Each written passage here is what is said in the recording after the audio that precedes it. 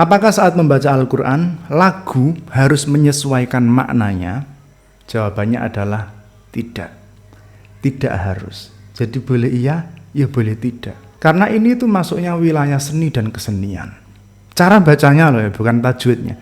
Cara bacanya. Ya tajwid memang masuk cara baca. Tapi yang dimaksud di sini adalah lagunya, intonasinya. Apakah harus menyesuaikan makna? Jawabannya adalah tidak harus. Tapi boleh. Maka kamu boleh saja membaca Al-Quran dari awal sampai akhir, terus pakai nadanya gembira, terus boleh. Misalnya karena kamu gembira atas diturunkannya Al-Quran, atau kamu selalu ingat firman Allah, "Qul bifadlillahi wa bidzalika falyafrahu." Akhirnya gembira terus baca ayat Al-Quran. Makanya jangan buru-buru nyalain orang yang kalau baca ayat azab kok sambil senyum-senyum, baca ayat tentang siksa kok sambil ketawa-tawa. Jangan disalahin dulu, tanya dulu kenapa. Jangan-jangan karena ya yang diadab itu kan orang-orang kafir, orang-orang durhaka. Ya nggak apa-apa disenyumin, nggak apa-apa diketawain. Toh mereka dulunya juga ngetawain kita. Innalladzina ajramu kanu minalladzina amanu yadhakun. Maka sekarang falyawmalladzina amanu minal kuffari yadhakun. Kalau alasannya seperti itu ya nggak apa-apa. Baca Quran dari awal sampai akhir gembira, tersenyum, nggak masalah. Yang penting jangan terus pas sholat baca Quran sambil ketawa-ketawa. Wasyamsi waduhaha wal qamari idza talaha wan nahari idza jallaha. Nggak boleh kalau itu, nggak boleh. Atau dari awal sampai akhir kamu baca pakai nada sedih, boleh. Misalnya karena banyak tuntunan Al-Quran yang belum bisa saya amalkan, terus kamu sedih bacanya dari awal sampai akhir, boleh. Makanya nggak usah heran misalnya pas Jumatan yang imam itu baca ayatnya sambil nangis-nangis, padahal itu ayatnya tentang penciptaan unta. Kita kan nggak tahu apa yang ada di pikirannya saat membaca ayat itu. Dan itu nggak masalah. Yang penting nangisnya nggak sampai guguk-guguk banget kalau pas sholat. Misalnya pas ngimam itu Jumatan. Afala yanzuruna ilal ibili kaifa khuliqat.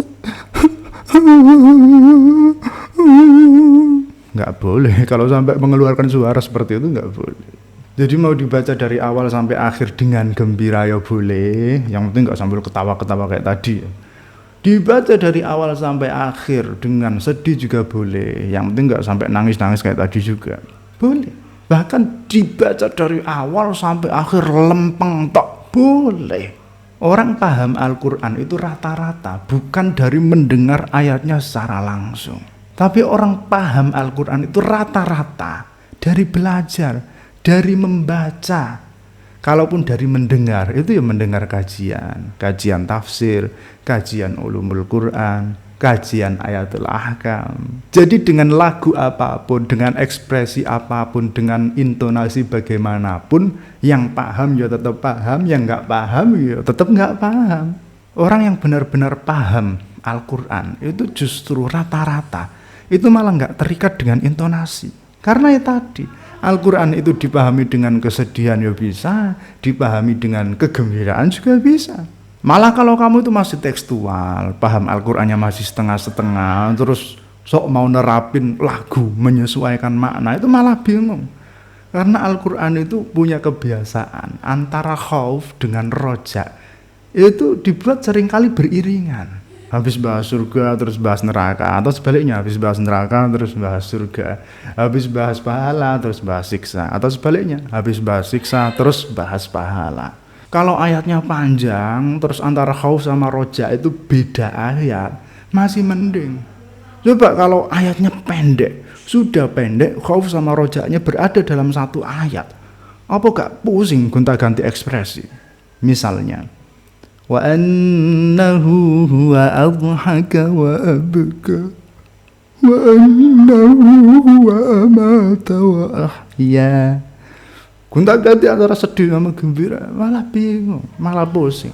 Ya bukan gitu maksudnya. Maksudnya itu kalau baca Al-Quran terus ayatnya lagi bahas siksa, itu nggak usah pakai cengkak-cengkok, pakai lenggak-lenggok, itu gak sesuai dengan maknanya. Belum tentu. Tidak selalu yang lenggak-lenggok itu merepresentasikan kegembiraan. Juga tidak selalu yang lempeng itu terus mewakili kesedihan, enggak. Ya tinggal bagaimana pembawaannya. Misalnya lagu Siksa Kuburnya Ida Laila, ini tentang siksa kubur. Suara rintihan,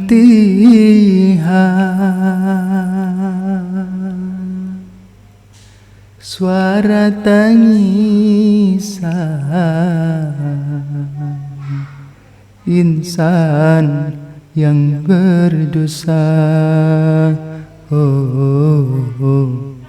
di masa hidupnya menjalani siksa, di dalam kuburnya menjalani siksa, di dalam kuburnya. Tetap sedih. Coba kalau lempeng, belum tentu. Suara rintihan, suara tangisan, insan yang berdosa, di masa hidupnya menjalani siksa, di dalam kuburnya menjalani siksa, di dalam duburnya. Sekarang contoh yang ayat lah. Munafiqina fid darkil asfali minan nar walan tajida lahum nasira. Coba sekarang dibaca lempeng. Innal munafiqina fid darkil asfali minan nar walan tajida lahum nasira. Tapi dibaca gitu juga nggak apa-apa. Pakai lagu ya nggak apa-apa, nggak pakai lagu ya nggak apa-apa. Lagunya sesuai dengan maknanya nggak apa-apa, nggak sesuai juga nggak apa-apa. Karena Al-Quran itu bukan nyanyian, bukan prosa, bukan puisi. Dalam membacanya nggak ada keharusan berlagu, berdinamika, berintonasi.